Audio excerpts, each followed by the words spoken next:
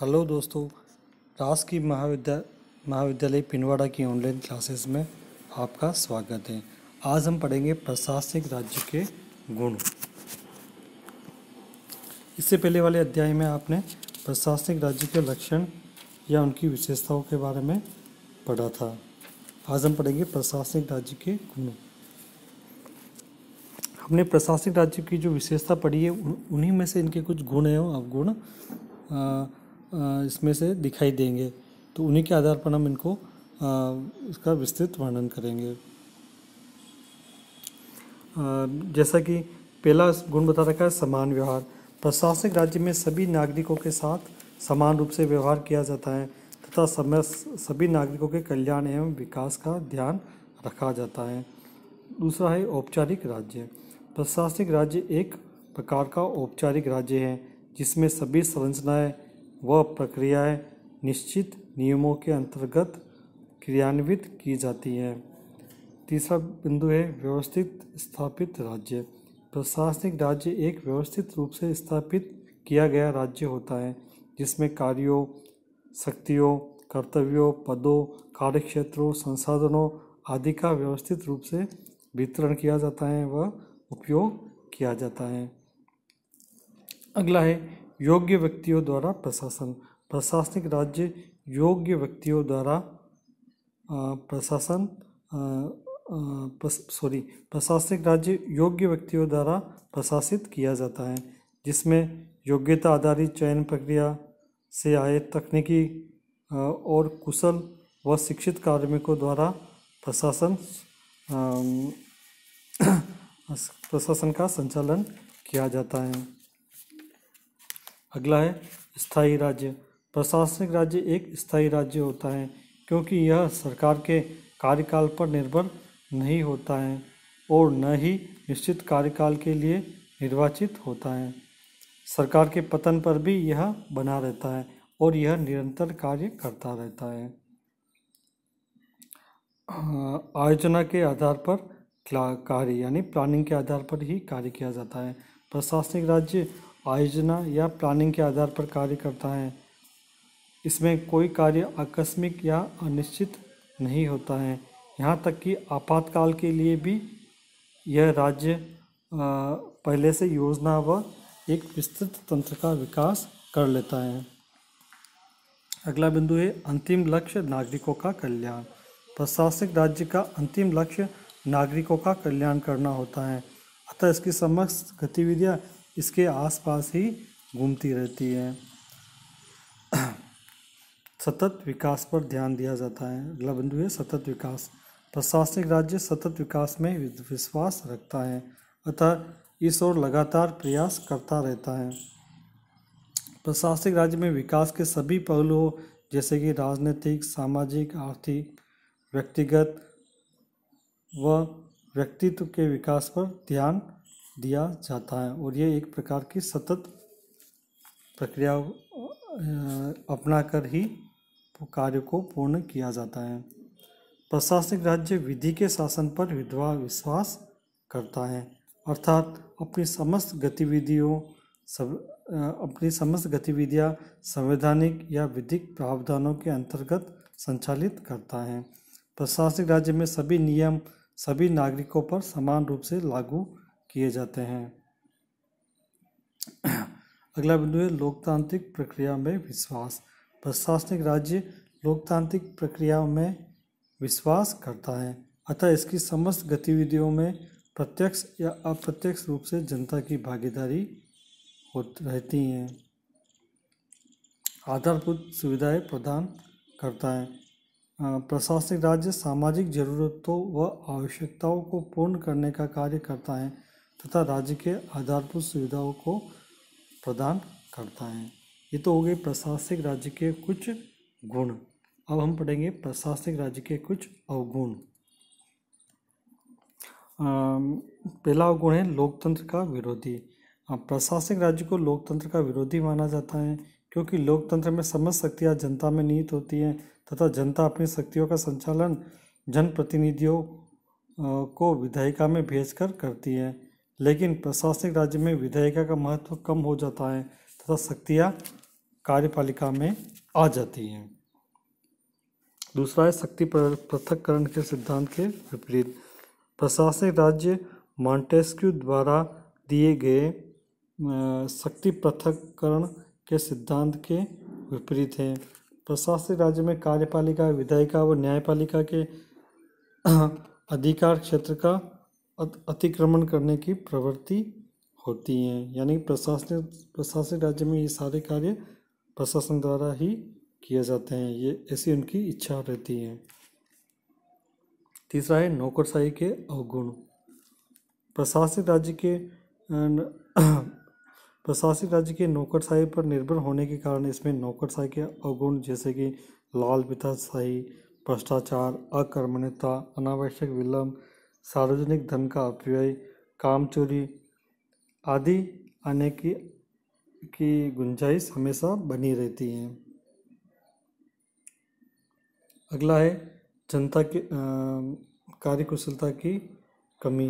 प्रशासित राज्य में अत्यधिक फैलाव व अत्यधिक कार्यभार होने के कारण उनमें कार्यकुशलता की कमी होती है। कार्यकुशलता की कमी होती है कार्यभार की अधिकता के कारण।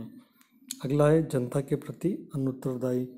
प्रशासित राज्य क्योंकि जनता का प्रतिनिधित्व नहीं करता है, अतः जनता के प्रति अनुत्तरदायी होता है तथा कभी कभी सरकार भी अपने उत्तरदायित्व से बचने के लिए अनावश्यक रूप से अपने कार्य एवं जिम्मेदारी प्रशासन पर डाल देते हैं।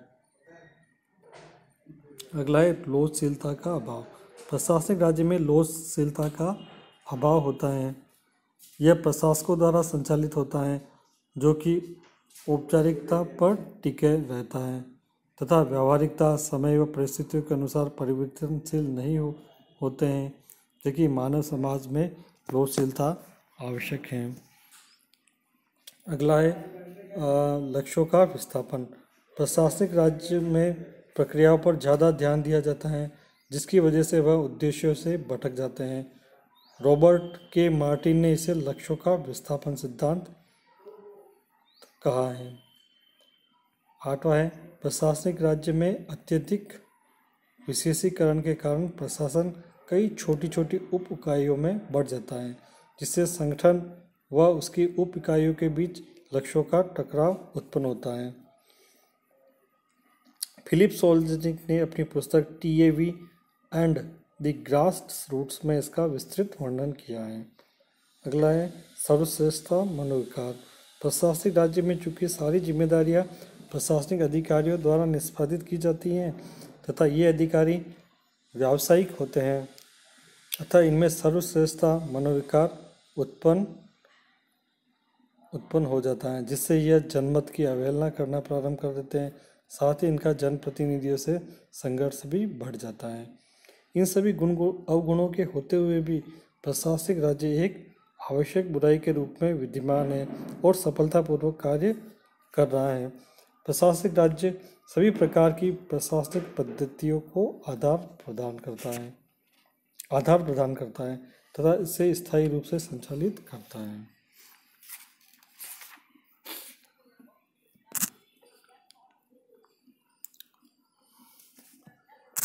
इसके बाद एक छोटा सा टॉपिक और बचा है, इसमें भी प्रशासनिक राज्य और कल्याणकारी राज्यों में के मध्य क्या अंतर है। तो इसका कुछ ये इंडेक्स में प्रिंटेड नोट्स है, इसको आप ऐसे कैसे पढ़ सकते हैं।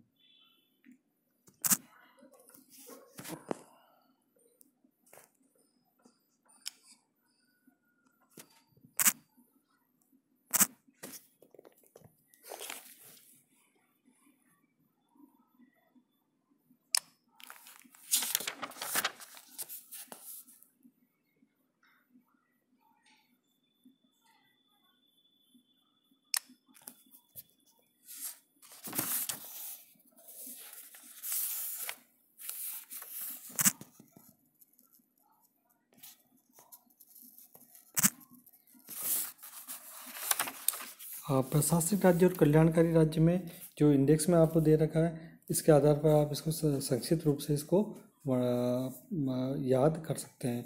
जैसे कि इसमें बता रखा है प्रशासित राज्य में सशक्त कार्यपालिका होती है, कार्यपालिका पर सारी जिम्मेदारी होती है, कार्यपालिका द्वारा अधिकतर महत्वपूर्ण कार्य किए जाते हैं। जबकि कल्याणकारी राज्य में क्या होता है, तुलनात्मक रूप से व्यवस्थापिका और न्यायपालिका अधिक सशक्त होती है। प्रशासित राज्य में शक्तियों का केंद्रीकरण पाया जाता है क्योंकि सारे कार्य कार्यपालिका द्वारा ही किए जाते हैं। जबकि कल्याणकारी राज्य में शक्तियों का पृथक्करण होता है, कार्यपालिका, न्यायपालिका, व्यवस्थापिकाओं में शक्तियाँ बटी होती है। प्रशासित राज्य पूरा प्रशासन के आधार पर टिका रहता है, अतः वहाँ एक सशक्त प्रकार की नौकरशाही होती है।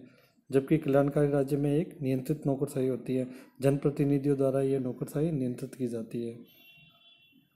प्रशासित राज्य में लोकतांत्रिक व्यवस्था की अवहेलना की जाती है, जबकि कल्याणकारी राज्य लोकतांत्रिक व्यवस्था का पक्षधर है।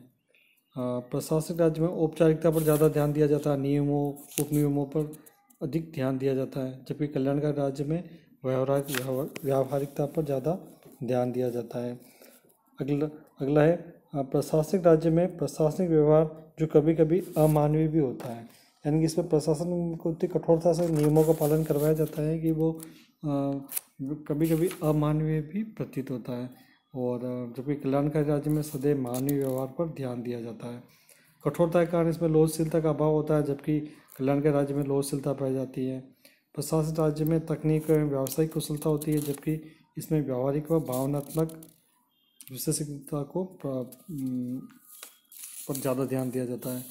प्रशासनिक राज्य में प्रशासकों द्वारा शासन जो कि चयन प्रक्रिया से नियुक्त होते हैं, इसमें मतलब जो प्रशासक जो शासन करते हैं ना, वो एक निश्चित चयन प्रक्रिया इन भर्ती द्वारा नियुक्त किए जाते हैं। इसमें क्या होता है, जनप्रतिनिधि द्वारा शासन किया जाता है, जो एक जनता के द्वारा चुने हुए प्रतिनिधि होते हैं। ये इसके क्या महत्वपूर्ण कुछ अंतर हैं। आगे ये जो एक प्रशासनिक राज्य के रूप में भारत में, तो आप इसको भारत के जो संविधान में लोकतंत्र, गणतंत्र, समाजवाद आदि के जो सिद्धांत दिए गए हैं, इसमें इसके कारण भारत में क्या है, लोकतांत्रिक समाजवाद को का व्यावहारिक रूप से अपनाया गया है। ठीक है ना।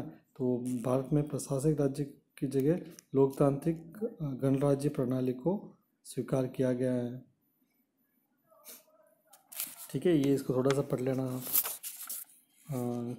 धन्यवाद।